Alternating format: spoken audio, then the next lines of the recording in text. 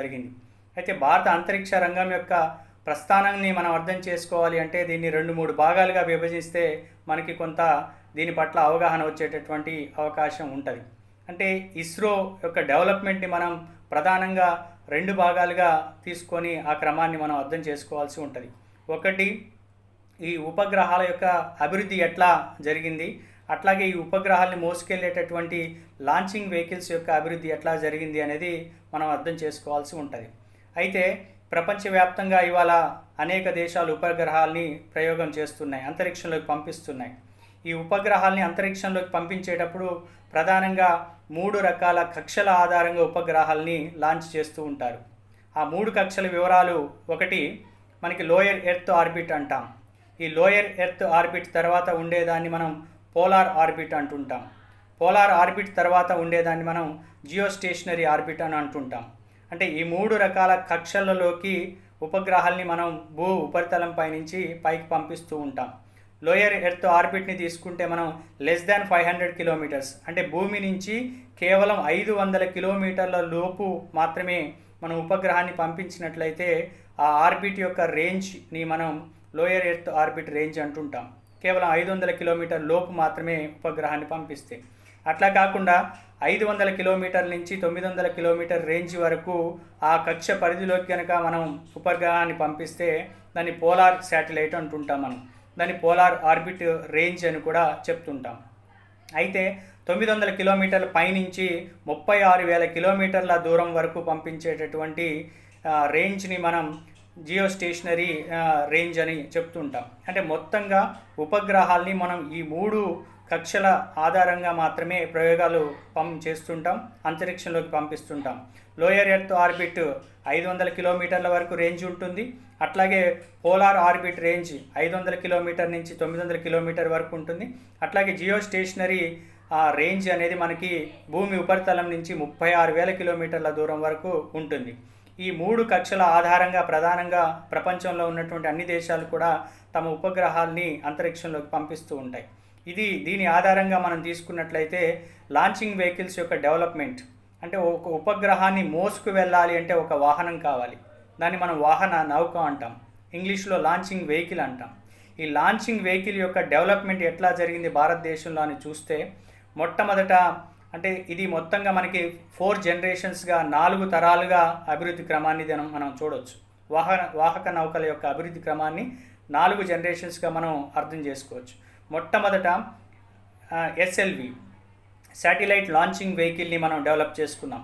ఈ satellite launching vehicle 3 SLV 3 ద్వారా మొట్టమొదటి స్వదేశీ పరిజ్ఞానంతో మనం రోహిణి ఉపగ్రహాన్ని 1980 సంవత్సరంలో అంతరిక్షంలోకి పంపించుకోగలిగాం. అంటే కేవలం 40 కేజీల బరువు మాత్రమే ఉన్నటువంటి ఈ రోహిణిని మనం ఎస్ఎల్వి 3 అనేటటువంటి లాంచింగ్ వెహికల్ ద్వారా అంతరిక్షంలోకి పంపించుకోగలిగాం. అది లోయర్ ఎర్త్ ఆర్బిట్లోకి మాత్రమే పంపించగలిగాం. క్రమంగా ఎస్ఎల్వి శాటిలైట్ లాంచింగ్ వెహికల్ అనేటటువంటి నౌకని క్రమంగా భారతీయ శాస్త్రవేత్తలు స్వదేశీ పరిజ్ఞానంతో అభివృద్ధి చేస్తూ దాన్ని ఏఎస్ఎల్విగా డెవలప్ చేయడం జరిగింది. ఏఎస్ఎల్వి అంటే ఆగ్మెంటెడ్ శాటిలైట్ లాంచింగ్ వెహికల్ అంటాం. ఇది ఎస్ఎల్వి కన్నా కాస్త అభివృద్ధి చెందినటువంటి లాంచింగ్ వెహికల్. ఈ 2 ఎస్ఎల్వి కావచ్చు, ఏఎస్ఎల్వి లాంచింగ్ వెహికల్స్ కావచ్చు, ఈ 2 వాహక నౌకలు అనేక రకాల, అంటే కొన్ని విజయాలు సాధించాం, కొన్ని అపజయాలు కూడా మనం సాధించాం. అనేక రకాల ప్రయత్నాలతోటి, విజయాలతోటి, అపజయాలతోటి భారతీయ శాస్త్రవేత్తలు కుస్తీ పట్టి ఎస్ఎల్వీల్ని, ఏఎస్ఎల్వీల వాహక నౌకల్ని డెవలప్ చేస్తూ చివరికి మనం 1990ల సంవత్సరాలకు వచ్చేసరికి మనం పిఎస్ఎల్వి వాహక నౌకల్ని అభివృద్ధి చేసుకోగలిగాం. పిఎస్ఎల్వి వాహక నౌకలు అంటే పోలార్ శాటిలైట్ లాంచింగ్ వెహికల్స్. ఇది సుమారు ఇప్పటి వరకు పోలార్ శాటిలైట్ లాంచింగ్ వెహికల్స్, ఈ వాహక నౌకల ద్వారా భారతదేశం 50 ఉపగ్రహాలని ప్రవేశపెట్టగలిగితే అంతరిక్షంలోకి 48 ఉపగ్రహాలు విజయవంతంగా ప్రయోగించబడ్డాయి. కేవలం 2 మాత్రమే అపజయం పాలయ్యాయి. అంటే వీటి యొక్క విజయం యొక్క శాతం కూడా మనకి 98% పైన కనిపిస్తూ ఉంది. అంటే భారత శాస్త్రవేత్తలు స్వదేశీ పరిజ్ఞానంతో ఎట్లాంటి ప్రైవేటు పెట్టుబడులు లేకుండా, ఎట్లాంటి ప్రైవేటు సంస్థల యొక్క సహకారం లేకుండా కేవలం స్వదేశీ పరిజ్ఞానంతో భారత శాస్త్రవేత్తలు సాధించినటువంటి ఒక అపూర్వమైనటువంటి విజయంగా మనం పిఎస్ఎల్వీల యొక్క డెవలప్మెంట్ని మనం చూడొచ్చు. పోలార్ శాటిలైట్ లాంచింగ్ వెహికల్స్ యొక్క డెవలప్మెంట్ మనం గమనించవచ్చు. దీని తర్వాత ఇది థర్డ్ జనరేషన్ లాంచింగ్ వెహికల్స్గా మనం చూస్తాం. ఇప్పుడు ఫోర్త్ జనరేషన్ లాంచింగ్ వెహికల్స్ని కూడా భారత శాస్త్రవేత్తలు స్వదేశీ పరిజ్ఞానంతో వాటిని తయారు చేస్తున్నారు. వాటిని మనం జిఎస్ఎల్వి అంటున్నాం, జియో స్టేషనరీ లాంచింగ్ వెహికల్స్ అంటున్నాం. ఈ జియో స్టేషనరీ లాంచింగ్ వెహికల్స్ అనేవి ఇప్పుడు వీటికే మనం బాహుబలి అని కూడా పేరు పెడుతున్నాం. అంటే ఇప్పుడు ప్రధానంగా ప్రపంచవ్యాప్తంగా కేవలం 2 రకాల వాహక నౌకల్ని ప్రధానంగా వాడుతున్నారు. అది పిఎస్ఎల్వి, రెండోది GSLV. Polar satellite launching vehicles మనం పోలార్ ఆర్బిట్ రేంజ్లోకి పంపిస్తే, జియో స్టేషనరీ శాటిలైటింగ్ లాంచింగ్ వెహికల్స్ని మనం జియో స్టేషనరీ ఆర్బిట్ రేంజ్లోకి పంపించి ఉపగ్రహాలని స్థిర కక్షలోకి పంపించి అవి భూమి చుట్టూ తిరిగేలా చేస్తుంటాం. అయితే ఇవాళ పిఎస్ఎల్వి కెపాసిటీ అట్లాగే జిఎస్ఎల్వి యొక్క కెపాసిటీ కూడా మనం అర్థం చేసుకోవాలి. మనం మొట్టమొదటి ఎస్ఎల్వి శాటిలైట్ లాంచింగ్ వెహికల్, మొదటి శాటిలైట్ లాంచింగ్ వెహికల్ యొక్క కెపాసిటీ ఒకటి బరువు రీత్యా చూసినప్పుడు కేవలం 40 కేజీల ఉపగ్రహాన్ని మాత్రమే అది కక్షలోకి తీసుకెళ్లగలిగింది. అట్లాగే కేవలం 350 కిలోమీటర్ల దూరం వరకు మాత్రమే అది ప్రయాణం చేయగలిగింది. ఇప్పుడు చూసినట్లయితే మనం పోలార్ శాటిలైటింగ్ లాంచింగ్ వెహికల్ని చూస్తే సుమారు 750 కేజీల వరకు వెయిట్ని ఇది పైకి తీసుకెళ్ళగలుగుతుంది. అట్లాగే దాదాపుగా 900 కిలోమీటర్ల రేంజ్ వరకు కూడా ఇది వెళ్ళగలుగుతుంది. 900 కిలోమీటర్ల వరకు కూడా ప్రయాణం చేయగలుగుతుంది. ఇది పిఎస్ఎల్వి యొక్క కెపాసిటీ. అయితే ఇప్పుడు బాహుబలిగా చెప్పుకుంటున్నటువంటి వాహక నౌక మనం జిఎస్ఎల్వి చెప్పుకుంటున్నాం, geostationary satellite launching vehicle. ఇది చాలా అద్భుతమైనటువంటి launching vehicle, 4th generation launching vehicle. దీని కెపాసిటీ మనం చూస్తే ఇది బరువు రీత్యా చూసుకున్నప్పుడు 3000 కేజీలు, అంటే 3 క్వింటాల బరువు గల ఉపగ్రహాన్ని కూడా కక్షలోకి ప్రవేశపెట్టగలుగుతుంది, అంత దూరం మోసుకెళ్ళగలుగుతుంది. అట్లాగే భూమి నుంచి 36,000 కిలోమీటర్ల దూరం వరకు ఇది ఉపగ్రహాన్ని మోసుకెళ్ళి అక్కడ కక్షలోకి ప్రవేశపెట్టగలుగుతుంది. ఇది జిఎస్ఎల్వి యొక్క కెపాసిటీ. ఇది భారత శాస్త్రవేత్తలు సాధించినటువంటి ఒక ఘనతగా మనం 4th జనరేషన్ లాంచింగ్ వెహికల్స్ డెవలప్మెంట్ని చూడవచ్చు. అయితే ఇప్పుడు మరో అద్భుతాన్ని కూడా భారత శాస్త్రవేత్తలు సాధించారు, స్వదేశీ పరిజ్ఞానంతో సాధించారు. ఎట్లాంటి ప్రైవేటు పెట్టుబడుల యొక్క సహకారం లేకుండానే, ప్రైవేట్ సంస్థల యొక్క సహకారం లేకుండానే మరో అద్భుతాన్ని కూడా భారత శాస్త్రవేత్తలు సాధించారు. అది geostationary satellite launching vehicles. అంటే జిఎస్ఎల్విలో ఇంతకుముందు అది వాహక నౌక యొక్క బరువును తగ్గించడం కోసం ఇప్పుడు ఇంతకుముందు ఇంధనంగా మనం ఘన రూపంలో ఉన్నటువంటి ఆక్సిజన్, హైడ్రోజన్ని మండించి మనం ఇంధనాన్ని వాడుకుంటే వాహక నౌకని పైకి పంపించి ప్రయత్నం చేస్తే, ఇప్పుడు ఇంధనం యొక్క ఫామ్ని రూపాన్ని మనం మార్చాం. అంటే సాలిడ్ ఫామ్లో ఉన్నటువంటి ఫ్యూయల్ని మనం H2O2 గ్యాసెస్ని మనం లిక్విఫైడ్ ఇప్పుడు చేస్తున్నాం, ద్రవ రూపంలోకి మారుస్తున్నాం. అంటే -273 డిగ్రీ సెంటీగ్రేడ్ దగ్గర, దీన్ని అబ్జల్యూట్ టెంపరేచర్ అని చెప్తుంటాం, మనం పరమోష్ణోగ్రత అంటుంటాం.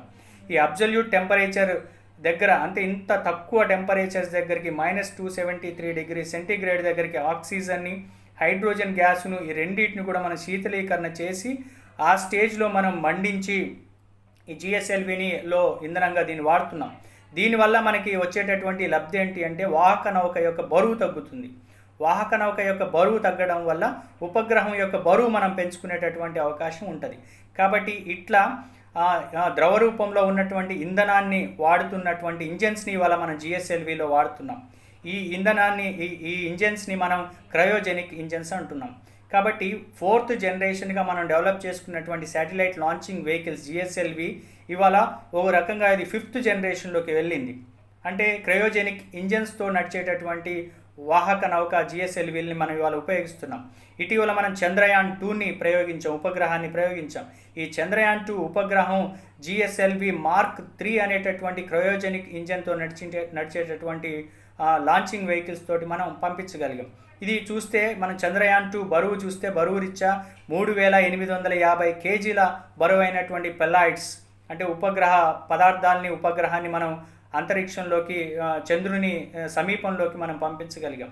ఇదంతా కూడా భారత శాస్త్రవేత్తలు తమ స్వయం కృషితోటి, ఈ దేశం పట్ల దేశభక్తితోటి ప్రభుత్వ రంగాన్ని అభివృద్ధి చేయాలి, భారత ప్రజలకు సేవ చేయాలనేటటువంటి ఉద్దేశంతో వాళ్ళ శక్తి యుక్తుల్ని ఉపయోగించి కేంద్ర ప్రభుత్వం, రాష్ట్ర ప్రభుత్వాలు, అనేక ప్రభుత్వాలు ఎన్ని వచ్చినా కూడా, తక్కువ బడ్జెట్లు కేటాయించినా కూడా అనేక వ్యయ ప్రయాసాలకు వచ్చి వాళ్ళు స్వదేశీ పరిజ్ఞానాన్ని డెవలప్ చేస్తూ ఇవాళ ఇస్రోని ప్రపంచంలోనే 4వ అతిపెద్ద అంతరిక్ష రంగ సంస్థగా దీన్ని తీర్చిదిద్దారు.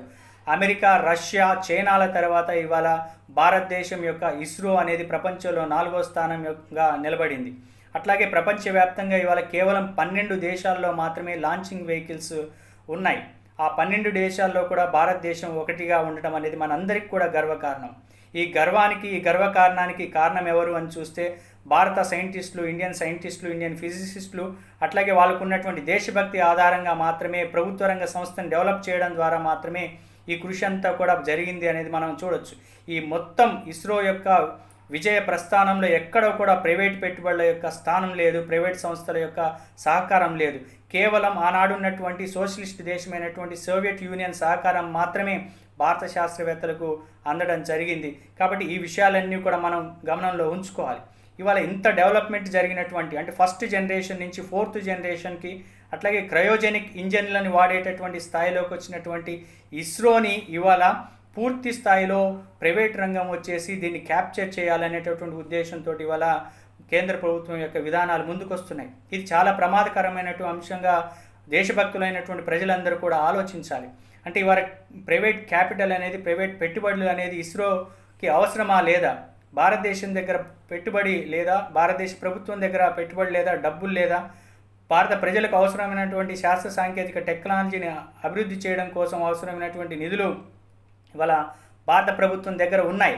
అయినా కూడా ఇవాళ ప్రైవేట్ కంపెనీలకి, కార్పొరేట్ కంపెనీలకి దోచిపెట్టడం కోసం మన సైన్స్ టెక్నాలజీని వాళ్ళకి లాభాలు చేకూర్చే విధంగా మార్చడం కోసం ఇవాళ కేంద్ర ప్రభుత్వం చర్యలు తీసుకుంటూ ఉంది. ఇవాళ మనం ఎక్కడ మరి ఈ ఇస్రో డెవలప్మెంట్ ఇంత జరిగింది కదా, ఈ డెవలప్మెంట్ ఎక్కడ మనకు కనపడుతుంది, ప్రత్యక్షంగా మనం ఎక్కడ చూస్తున్నాం అంటే మనం ప్రయోగించేటటువంటి ఉపయోగాల ఆధారంగా కూడా ఉపగ్రహాలను కొన్ని రకాలుగా విభజిస్తాం మనం. అవి ఏంటి ప్రధానంగా చూస్తే రిమోట్ సెన్సింగ్ శాటిలైట్స్ని మనం లాంచ్ చేస్తున్నాం. రిమోట్ సెన్సింగ్ శాటిలైట్ లాంచింగ్, ఈ శాటిలైట్స్ యొక్క ఉపయోగాలు ఏంటి అని చూస్తే భారతదేశ ఉపరితలం పైన నీటి వనరులు ఎక్కడున్నాయి, నదుల వేగం ఎంత ఉంది, నదులు ఎంత దూరం ప్రయాణం చేస్తున్నాయి, నీటి లభ్యత ఎంత ఉంది, అట్లాగే భూముల యొక్క రకాలేంటి, భూముల యొక్క వనరులు ఏంటి, ఏ పంటలు ఏ నేలలో వేయాలి, ఎంత దిగుబడి రావాలి అంటే ఏ మేరకు వ్యవసాయ పరిధి ఉండాలి, ఈ విషయాలన్నీ కూడా రిమోట్ సెన్సింగ్ ఉపగ్రహాల యొక్క ఛాయాచిత్రాల ఆధారంగా, వాటి విశ్లేషణ ఆధారంగా ఇవాళ మనం సామాన్య రైతుకు కూడా ఇవాళ భారత శాస్త్ర సాంకేతిక విజ్ఞానం రిమోట్ సెన్సింగ్ శాటిలైట్స్ వలన ఉపయోగం జరుగుతూ ఉంది. కాబట్టి ఈ రిమోట్ సెన్సింగ్ రంగంలో కూడా ప్రైవేట్ పెట్టుబడులు రావాలనే ప్రయత్నం ఇవాళ జరుగుతుంది. చాలా దుర్మార్గమైనటువంటి విషయంగా మనం చూడాలి. అట్లాగే ఇవాళ మన జేబుల్లో ఫోన్ ఉంది, మన చేతుల్లో ఫోన్ ఉంది, కమ్యూనికేషన్ నడుస్తుంది, ఇంటర్నెట్ నడుస్తుంది, బ్యాండ్విడ్త్స్ వచ్చాయి, వెబినార్స్ నడుస్తున్నాయి, జూమ్ యాప్స్ నడుస్తున్నాయి. అంటే ఈ కమ్యూనికేషన్ అంతా కూడా డెవలప్ అయ్యింది. మనం 4G టెక్నాలజీని, 3G టెక్నాలజీని ఉపయోగించుకుంటున్నాము అంటే ఇవాళ భారత శాస్త్రవేత్తలు ప్రవేశపెట్టినటువంటి కమ్యూనికేషన్ శాటిలైట్స్ వల్లనే ఇది సాధ్యపడుతుంది. కాబట్టి ఈ కమ్యూనికేషన్ శాటిలైట్స్ డెవలప్మెంట్లో కావచ్చు, వాటి విడిభాగాల డెవలప్మెంట్లో కావచ్చు, ఇవాళ ప్రైవేట్ క్యాపిటల్ రాబోతుంది, ప్రైవేట్ పెట్టుబడులు రాబోతున్నాయి, ప్రైవేటు వ్యక్తులు, సంస్థలు వీటిలో పెట్టుబడులు పెట్టబోతున్నాయి. ఇది ఒక ప్రమాదకరమైనటువంటి అంశంగా ఉంది. అట్లాగే సైంటిఫిక్ శాటిలైట్స్ మనం లాంచ్ చేస్తున్నాం. సైంటిఫిక్ శాటిలైట్స్ యొక్క ఉపయోగం ఏంటి అంటే ఏ సమయంలో తుఫాన్ రాబోతుంది, వాతావరణంలో మార్పులు ఎట్లా జరగబోతున్నాయి, వర్షాలు ఎప్పుడు రాబోతున్నాయి, తుఫాన్లు ఎప్పుడు రాబోతున్నాయి, సైక్లోన్స్ యొక్క విషయాలన్నీ కూడా, ఇట్లాంటి వాతావరణానికి సంబంధించినటువంటి విషయాలన్నీ కూడా తెలియజేసేవి సైంటిఫిక్ శాటిలైట్స్ మనకు తెలియజేస్తాయి. ఈ సైంటిఫిక్ శాటిలైట్స్ యొక్క డెవలప్మెంట్లో కూడా, వాటి విడిభాగాల తయారీలో కూడా, వాటిని ప్రయోగించేటటువంటి పనిలో కూడా ఇవాళ ప్రైవేట్ క్యాపిటల్ రాబోతుంది. ఇది ఒక ప్రమాదకరమైనటువంటి విషయంగా ఈ పాలసీస్లో మనకు కనపడుతుంది.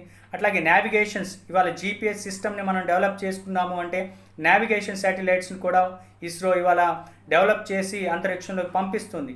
ఈ నావిగేషన్ శాటిలైట్స్లో కూడా ప్రైవేట్ క్యాపిటల్ రాబోతుంది. ఇది చాలా ప్రమాదకరమైనటువంటి విషయంగా ఉంటుంది. అట్లాగే ఇవాళ ప్రపంచవ్యాప్తంగా ఇంటర్ ప్లానెటరీ శాటిలైట్స్ అనే ఒక టెక్నాలజీ కూడా భవిష్యత్తులో రాబోతుంది. ఇప్పటికే మనం మార్స్ ప్లానెట్ పైకి మంగళయాన్ యాత్ర చేశాం. అట్లాగే చంద్రుడిపైకి చంద్రయాన్ 1, చంద్రయాన్ 2 2 ప్రయోగాలు కూడా చేశాం. ఇవన్నీ కూడా, ఈ 3 రకాల శాటిలైట్స్ అన్నీ కూడా ఇంటర్ ప్లానెటరీ, అంటే ఇతర గ్రహాలపైకి, ఇతర ఉపగ్రహాలపైకి మనం భూ ఉపరితలంపై నుంచి శాటిలైట్స్ని పంపించి అక్కడ నీటి లభ్యత ఏంటి, అక్కడ వనరుల లభ్యత ఏంటి, అట్లాగే అక్కడ నివాస అనుకూలమైనటువంటి విషయాలు ఏమైనా ఉన్నాయా లేదా అనేటటువంటి అధ్యయనాలన్నీ కూడా ఇంటర్ ప్లానెటరీ శాటిలైట్స్ ద్వారా జరుగుతుంది. వీటిల్లో కూడా ఇవాళ ప్రైవేట్ క్యాపిటల్ రాబోతుంది. కాబట్టి ఇట్లా సామాన్య రైతు నుంచి అత్యంత ఆధునికమైనటువంటి పరికరాలు ఉపయోగించేటటువంటి మానవుని వరకు ఉపయోగపడేటటువంటి ఉపగ్రహాల యొక్క తయారీలో కావచ్చు, వాటి ట్రాకింగ్లో కావచ్చు, వాటి డెవలప్మెంట్లో కావచ్చు, వాళ్ళ ప్రైవేట్ పెట్టుబడులు రావడం అనేది ఒకటి భారతదేశ ప్రజలకు నష్టపరిచేటటువంటి విషయంగా ఉంటుంది. అట్లాగే భారతదేశానికి సంబంధించినటువంటి వివరాలన్నీ కూడా డేటా అంతా కూడా ప్రైవేట్ వ్యక్తుల చేతుల్లోకి, ప్రైవేట్ సంస్థల చేతుల్లోకి వెళ్ళిపోయి ఇది సంఘ విద్రోహక శక్తుల చేతుల్లో కూడా, ఇతర శత్రు దేశాల చేతుల్లో కూడా మన డేటా అంతా కూడా వెళ్ళేటటువంటి ప్రమాదం ఉంటుంది. కాబట్టి ఇది చాలా సెన్సిటివ్ విషయం. కాబట్టి దేశభక్తులమైనటువంటి మన అందరం కూడా భారతదేశ టెక్నాలజీ, సైన్స్ అండ్ టెక్నాలజీ కోసం ఇప్పటివరకు కృషి చేసినటువంటి ఇండియన్ సైంటిస్టులకి మనం బాసటగా నిలబడాలి. ఈ రంగంలోకి ప్రైవేట్ పెట్టుబడులు ఆహ్వానించడాన్ని మనం తీవ్రంగా ఖండించాలి. ఈ విషయాలన్నింటినీ కూడా సామాన్య ప్రజలకు అర్థం చేసేటటువంటి ప్రయత్నం చేసి దీన్ని కేంద్ర ప్రభుత్వం యొక్క పాలసీస్ని మనం ఎండగొట్టాలి అనేది మీ అందరికీ కూడా తెలియజేస్తూ సెలవు తీసుకుంటున్నాను. థ్యాంక్ యూ మిత్రులారా.